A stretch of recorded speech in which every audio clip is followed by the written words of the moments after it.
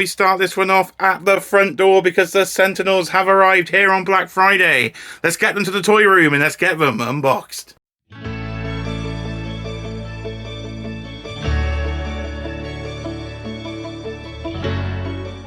Yes, hi there, welcome back to Jay's Toy Collection UK, and now you find me inside the Marvel Legends wardrobe for the very first time with the X-Men 97 Sentinel in hand. So before we get into the video, of course, if you could hit that like button, leave your thoughts in the comments below, subscribe if you're new to the channel, swipe across and hit that hype button for me, because this is going to be a fun one. A man unboxing a Sentinel from inside a wardrobe.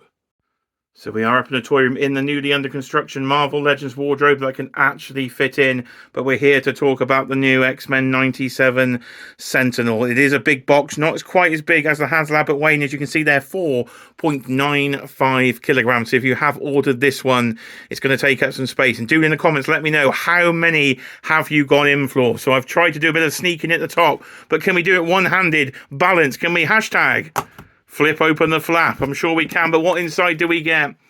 Oh, it's a box within a box. These reviews always start with a box within a box. All right, can we get that sexy slide out sound then of the box? Here we come. Oh, how smooth that is. So it is a box, as I said, within the box. And your second box, very plain indeed. Right, now it's time to pull it out together. No dirty jokes in the comments, but here we go. Here we go. Can I get it out? Can I get it out? For the love of God, come out. If you want the professional review, go see Dan Who. If you want the amateur review, look at me. But I've pulled out my Sentinel live on camera, and we do have a box. So here is our Sentinel out of the packaging. Well, no, it's not really. They're trying to trick you. It is the Sentinel inside the packaging, but the box is made to look like the Sentinel is out the packaging. So it's like a plastic-free packaging that isn't supposed to be a plastic-free packaging. So quite the strange design for the front of the box. We'll take a look at the side lens. You've got the Marvel Studios X-Men 97 logo. Little cut down piece. That may have been me opening it, but I don't think it was. That may have already been there. We pan down with the characters Marvel Legends on the bottom. And we spin round in time for the rear view. Have you missed me doing reviews? Amateur as ever. You see why I don't do a lot of reviews anymore. But here they are, the Sentinel box. There is the back. It's like a character selection screen down the bottom there on the Sentinel box. That's kind of fun. So those are all the figures available so far in waves 1 to 3. I think there's only 3 characters on there from wave 3 that I'm missing, but the rest will be in the display. And you will see this if you stick around to the end, the Sentinel in the X-Men 97 display. As I like to say, halt, mutant detected, but that is the final side of the box, which is the Sentinel and his blast effect there as well. Little crotch shot down to the Marvel Legends logo. For any fans at the top of the box, that is what you've got. So for the second and final time in the video, can we have a good one? Say it with me. Hashtag flip open the flap. Oh, it's a full-size flipper. So I've pulled out a box in a box within the box in a box. This thing has more boxes than I've got toys. We've had a spillage in the village. Looks like we've lost a blast effect out of there. But I think it's finally time to get the Sentinel out of his cardboard coffin. And for the first time, there he is, wrapped in a swaddling cloth of plastic. Right, we'll have a quick pan down and I'll sort of peel him off. So it looks like you've got a couple of the blast effects in the corner. You've got the interchangeable broken pieces there for the faceplate and potentially the chest plate. You come down to the Sentinel. He looks quite nice through the packaging. This is giving me nostalgic vibes already to how I got into X-Men, that 1992 show. Here he is then. Oh, the new plastic smell. Let me know in the comments, do you sniff your Sentinel? So first impressions, aesthetically, he looks very, very nice. In terms of build, quite flimsy, I would say. Quite flimsy on the rattle. Looks very thin plastic they've used on this one.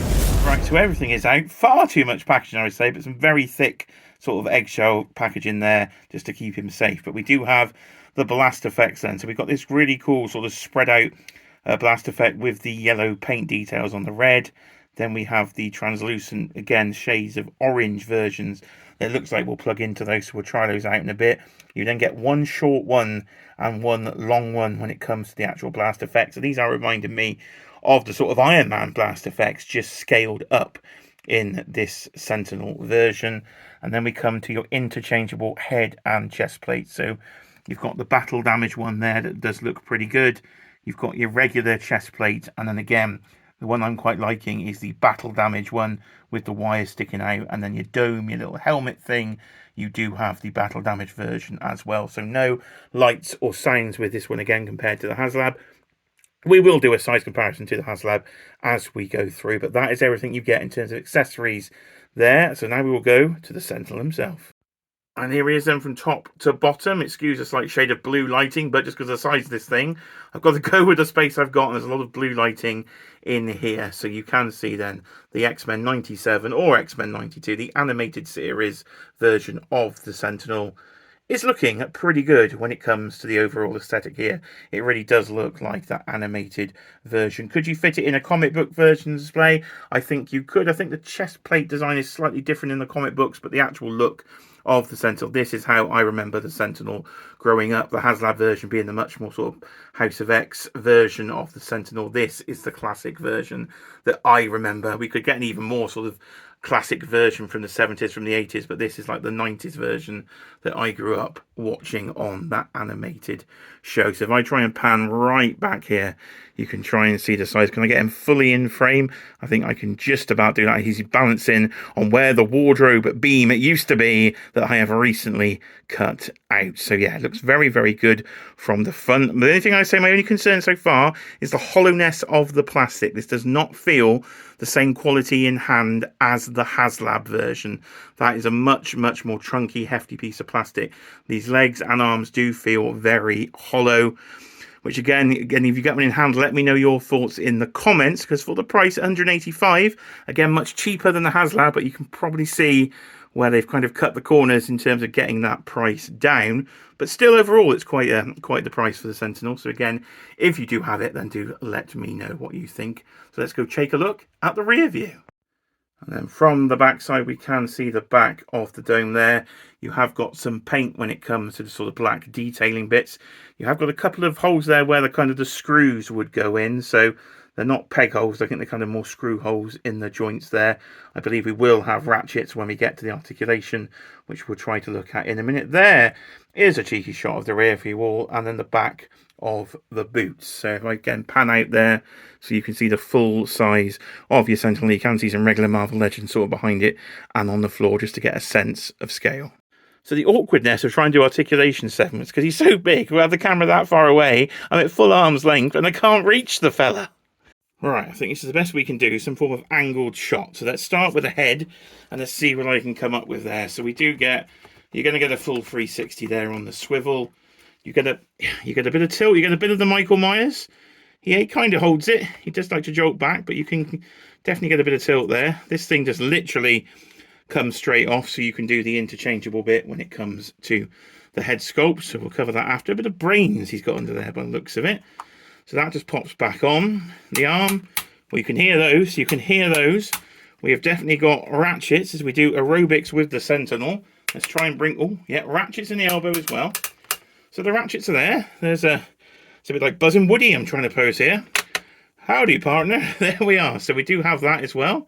So we've got some ratchets. You've got the articulated fingers like Giant Man. You can see behind him there. The individual digits are articulated. They were quite, you know, they're a little gummy like they were on Giant Man. So if you've got Giant Man, they are very, very similar when you do that. The thumb seems to move okay, so you might want to heat those up. But they are bending actually at the knuckle quite well. Just the fingertip, you might want to be careful. Oh dear, he's nearly flipping the bird there. Is our Sentinel friend. So let's bring his arm down and his ratchet. So seems to hold his pose well. So it's just my only concern was the hollowness of him, but he's definitely holding that well. There's definitely a decent bit of movement there as well when it comes to the arms.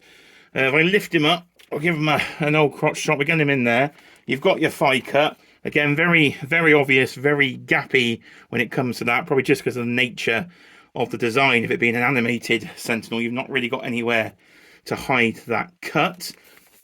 Again, if we come down to the knees, I'm assuming this is going to be double jointed. This is the most articulation I've ever done with a figure. You know me, I don't move them. You can hear those ratchets. So we definitely don't have the problem with the original Sentinel. So you can give it a bit of a football kick there. So that's not a problem. It's just these bottom bits, as I say, just seem a bit loose because this piece seems quite hollow. The actual bottom of the leg where the boot is. They look like the sort of a classic Iron Man boots as well. So if I bring that round, you've got a bit of rocker on the ankle, and the joints seem solid enough when it comes to actual posing of him. I'm not sure about the waist. Is that a cut there I see at the waist?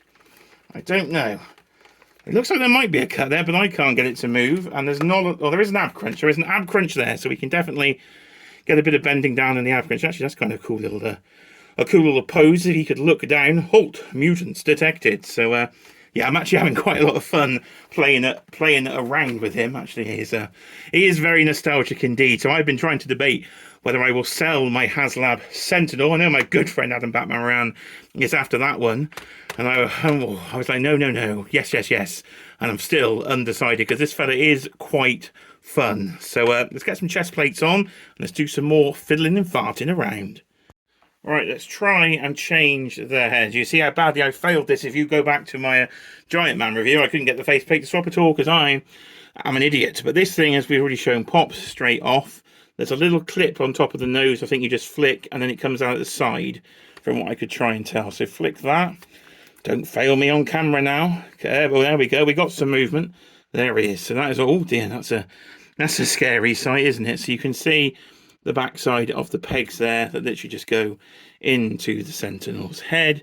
So that should just literally slide in there. And if I get myself a battle damage dome job, we can get that on. So is that the front or back? Let's try that way. That looks good to me. We can get some focus there for you. We've got a bit of, or you can probably try it the other way. Let's try it the other way. Let's try it the other way with a bit of grey on the front. So actually I think that looks better, doesn't it? Let's go that way. Probably had it on backwards before. But there we are. So we have that on. And these chest plates, I'm assuming, literally just pop on the chest. So let's try that with the battle damage one first. So giving the camera a little bit of a tilt down there. And hopefully this thing just pops straight on. Let's find out. I'm just holding his hand in the corner there, keeping the band. Does that pop? Oh, it does. That literally just pops on there, so that's quite easy. And I assume we can just put it off with the wires, can we? Oh, you get your fingers behind it, get your nails behind it. It's like an instructional video, this. And you can pop that thing on there as well, just like that, he says. With a bit of pressure, on it goes. You're all the wheeled in wonderful angles now, but you can see the hole in his hand.